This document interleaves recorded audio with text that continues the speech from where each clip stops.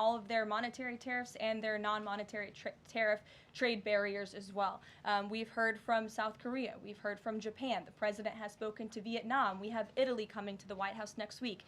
There's a reason for that, Sean, and it's because they need the United States of America and our business model and our markets to survive, and the president is using that leverage to our advantage. Michael. Hey, thank you, Caroline. Two-part question on China. Beijing says it will simply ignore any further tariff escalations from the U.S. Does President Trump see this as China backing down?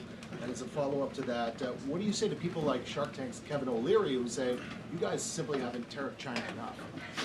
Look, the tariff rate on China remains where it was yesterday, at the 145% level. The president made it very clear when the United States is punched, he will punch back harder, and he hopes to make a deal that benefits the American worker and our companies that have been ripped off for far too long, and he's finally taking bold and courageous action to do that. You know, taking on China is, in the terms of trade and tariffs, is something that both Democrats and Republicans alike have spoken about for decades. President Trump is finally doing it. Caroline, real quick, the president of El Salvador is coming to the White House on Monday. Does President Trump want him to bring Kilmar Abrego Garcia with him?